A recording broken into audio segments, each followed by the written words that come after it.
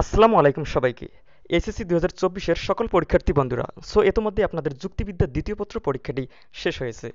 এখন আমরা যুক্তিবিদ্যা দ্বিতীয় পত্রের এমসিকিউ সমাধান নিয়ে এসেছি। হ্যাঁ ভিউয়ার্স, এই ছোট্ট ভিডিওটির মাধ্যমে আপনারা যুক্তিবিদ্যা দ্বিতীয় পত্রের এমসিকিউগুলো দেখে নিতে পারবেন। দিনাজপুর বোর্ডের যুক্তিবিদ্যা দ্বিতীয় পত্র আমার কাছে এখন রয়েছে ক সেট। যাদের কাছে অন্যান্য সেট রয়েছে তারা এই সেটটির সাথে মিলাই নিতে পারেন। আর অন্যান্য যে বোর্ড রয়েছে তাদের প্রশ্নপত্রগুলোরও এমসিকিউ আমরা নিয়ে আসতেছি সমাধান ভিডিও।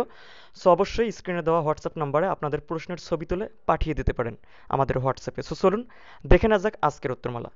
হ্যাঁ ভিউয়ার্স, অবশ্যই আমাদের চ্যানেলটিকে সাবস্ক্রাইব করতে হবে এবং আমাদের সাথেই থাকতে হবে। সো চলুন দেখে নেওয়া যাক। একের উত্তর হচ্ছে পূর্ণ ক। সংজ্ঞায় যাত্রার্থের বিবৃতি কিরূপ হয়? পূর্ণ। দুইয়ের উত্তর হচ্ছে 1 ও 3 খ। তিনের উত্তর হচ্ছে প্রতিশব্দ ব্যবহারের সংজ্ঞায় কোন ধরনের অনুপপত্তি ঘটে?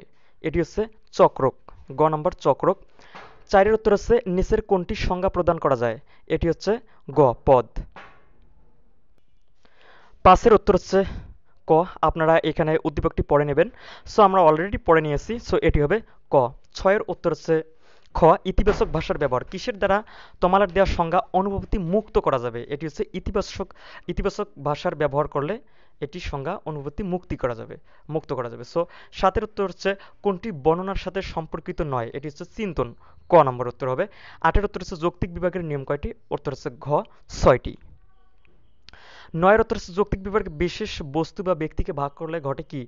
গ 2 ও 3 আপনারা পড়ে নেবেন। গুণগত বিভাগ অনুপপত্তি এবং অঙ্গগত বিভাগ অনুপপত্তি। 10-এর উত্তর হচ্ছে দ্বিকোটিক বিভাগের প্রবর্তককে, এটি হচ্ছে বেনথাম।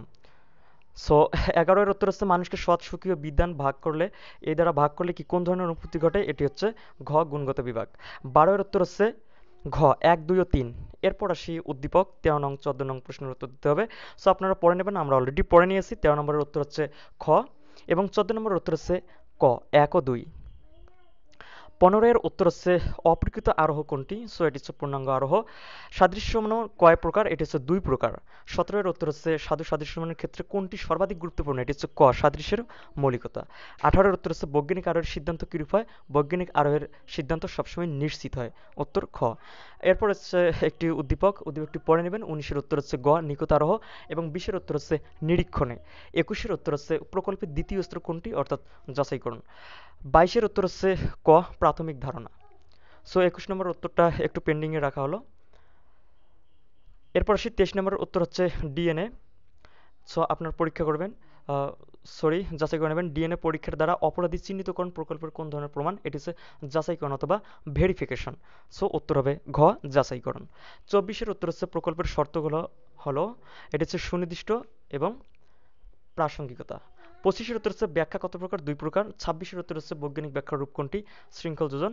এবং একটি উদ্দীপক দেওয়া আছে। 27 নম্বরের উত্তর হচ্ছে বৈজ্ঞানিক, ক নম্বর উত্তর। 28-এর উত্তর হচ্ছে ঘ 1, 2 ও 3টিকেই সমর্থন করে। এবং 29 নম্বরের উত্তর হচ্ছে শৃঙ্খল যোজন। এবং 30 নম্বরের সর্বশেষ 30 নম্বর হচ্ছে কোনটির ব্যাখ্যার প্রদান করা যায় না? কোনটির ব্যাখ্যা প্রদান করা যায় না? এটা হচ্ছে মানব মনের চেতনা, যেমন দুঃখ, আনন্দ, বেদনা, এগুলো কিন্তু আমরা ব্যাখ্যা করতে পারি না। এই ছিল 30টি এমসিকিউর উত্তরমালা। আশা করি এখানে সবগুলো রাইট আছে, আপনারা যাচাই করে নেবেন। আপনারা মিলাই নিতে পারেন আপনাদের উত্তরপত্রের সাথে। এই ছিল ভিডিও। Thank you.